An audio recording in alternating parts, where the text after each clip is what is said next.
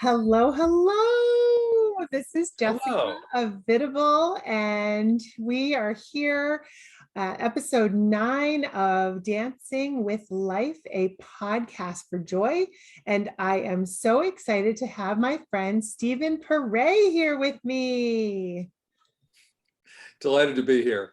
Good. Especially glad to be, on that mystical number 9. Woo, yes, 9 is one of my favorite numbers as well. That is an excellent point. So I'll tell you a little bit about Stephen, and then he's going to do the talking so we can hear what he has to say. But he is a multifaceted musician. He makes digital art. He did I say art? He's a multifaceted artist, and he makes music, he makes digital art. He has just created a massive book of all his art and stories. And he's also a rolfer, which is an unbelievable healing bodywork technique. And we're going to talk about, what Stephen really enjoys to do. So, Stephen, how did you get into your profession as an artist? It was by accident. I had been working as a professional musician and as a composer also. And every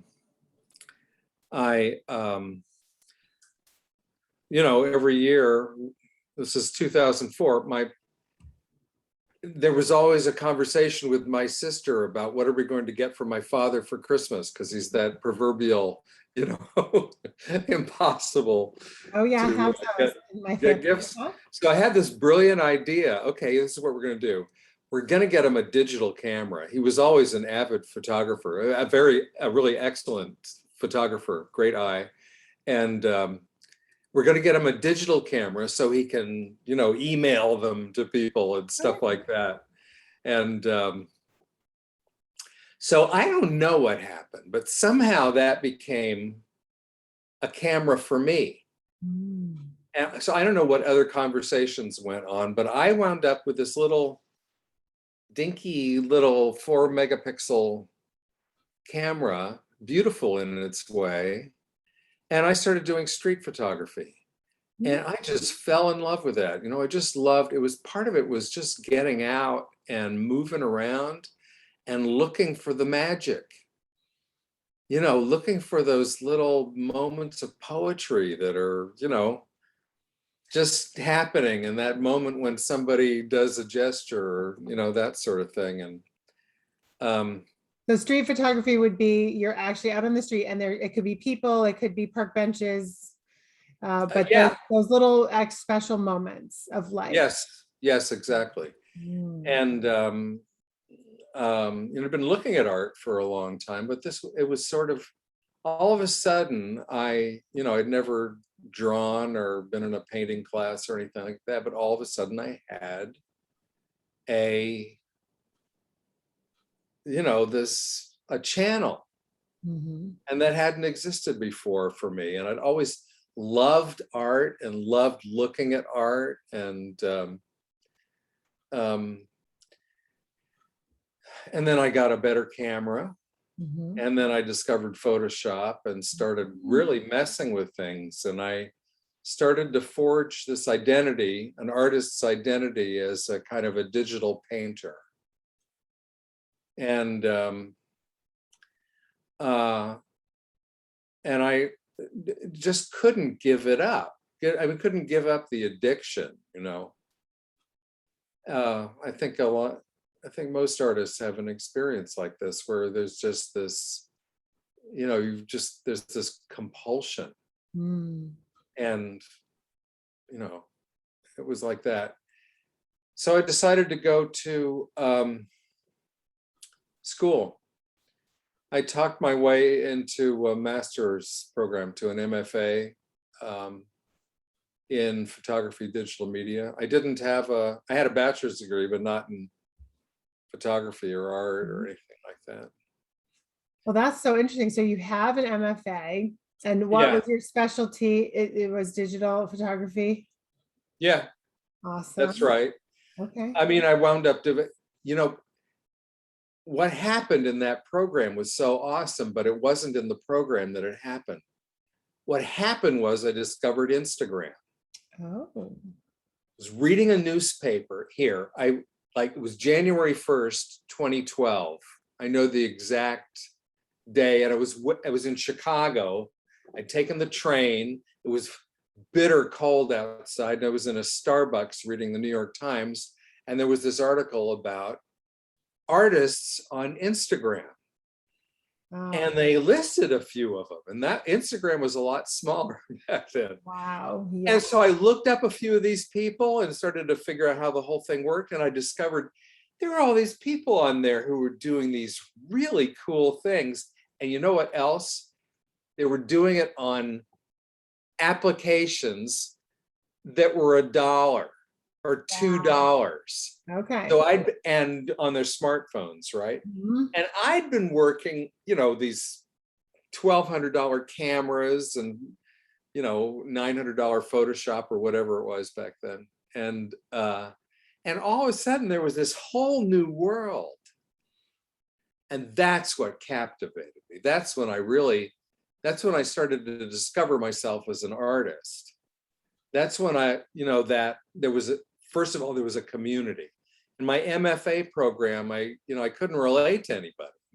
People, they weren't relating to me either. Mm-hmm. I'm clear whose responsibility that was. Mm-hmm. But having said that, on Instagram, I found both new ways of working, ways of tapping into those old traditions of painting, except within a digital medium and with these super, these crazy apps that would scramble the image, and or do imitation painting. And and discover there were apps there. I've got apps that I can paint on the screen with my finger, and you can choose the brushes and you can enliven the surface and make it look like it's been built up with impasto. And I'm fascinated with the actual techniques of painting. That's part of what I do. So you became an artist in the digital age. Very much so. And the deeper I got into that, and the less I was in the actual photography world, the more I was at home. Wow. So you really found flow with that, and there was a low barrier of entry with $1 apps that could still. So do you still use $1 apps for your art? The most expensive app I have is $13, but I actually don't use it very much. Wow. And you make all of your art that way. That's fantastic. You're still on Instagram too, and we'll get everybody your links. Did you want to add something? No, I know. Please go on. Let's flow. So how you describe what you do is you very organically follow the next thing that works for you.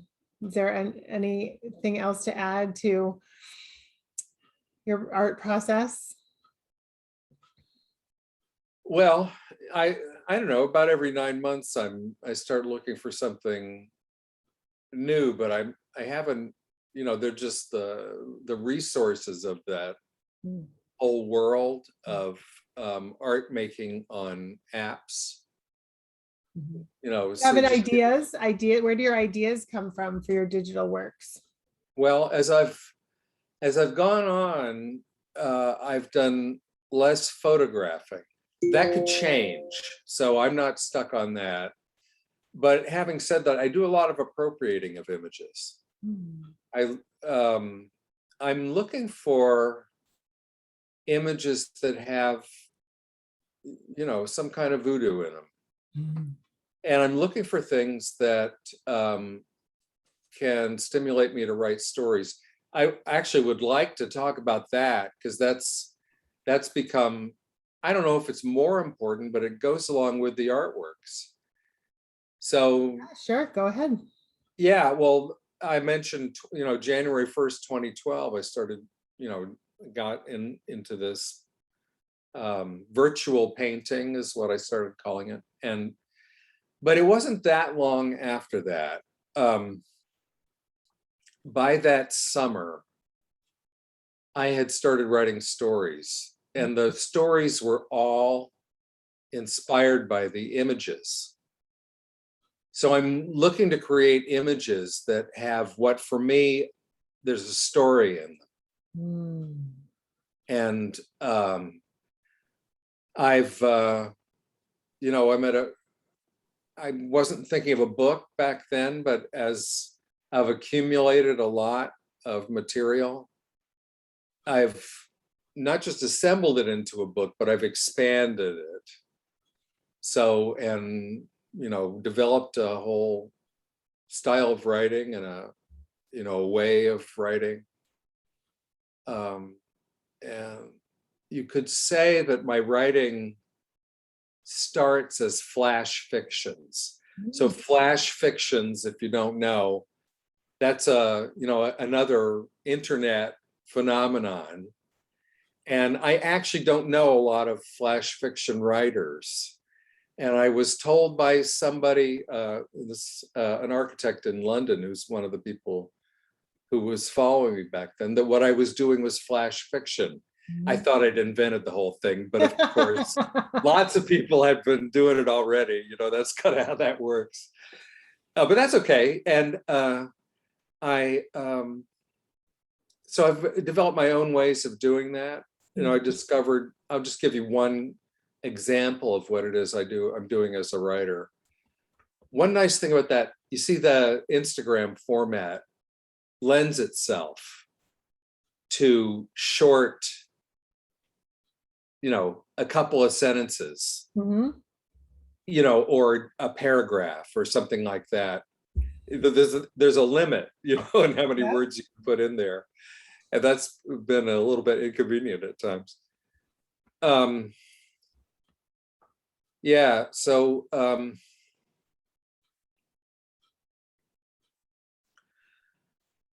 so that's become part of my identity as an artist. And for me, they're kind of inextricable. I do artworks that don't use stories,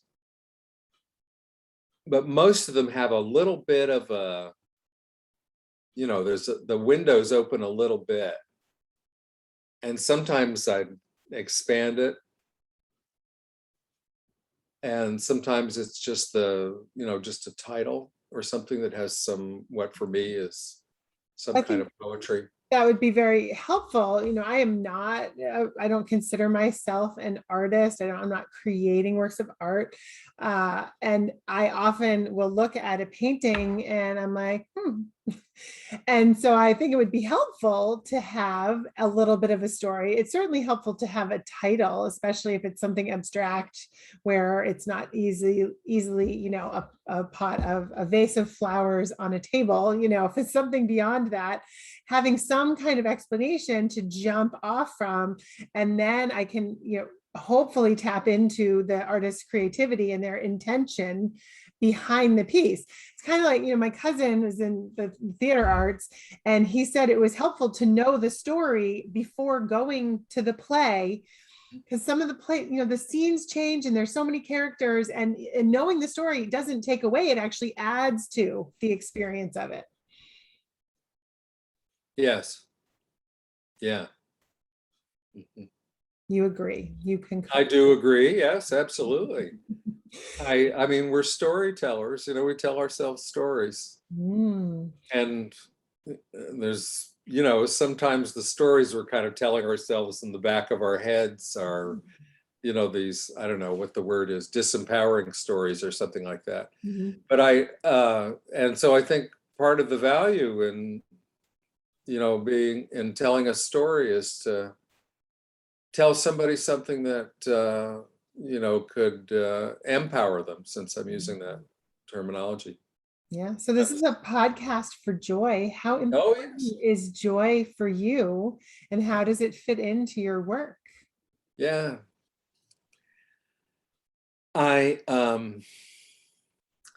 If you had asked me that, I don't know, 25 years ago or something, just a little bit randomly picking a date, I would have just, when you said the word joy, I would have been thinking of a sort of intense or elevated physical feeling, Mhm. or assumed that that was in there. But I think there's another dimension to the, at least the, what I call, the joy that I experience. So the thing about working, as in creating an artwork, there's just this, there's a quality of intention about it. And there's a quality of, there's something gets revealed Mm. and it comes into being. And there's this quality for me that I would call joy. And it's a little hard to put my finger on. It's just kind of like, yes, this. Like being in the zone. Being in the zone, yes. Being in the presence, of, Being in the flow. yeah, sure. And that's like the creative process. It's coming out of you, and it's discovery too.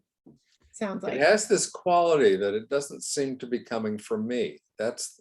Yeah, I think that's the thing I'm trying to communicate here. perhaps some divine intervention is at play. Well, I'll tell, so I don't know about that, but I'll tell you though, artists have talked about that kind of thing. I always think about that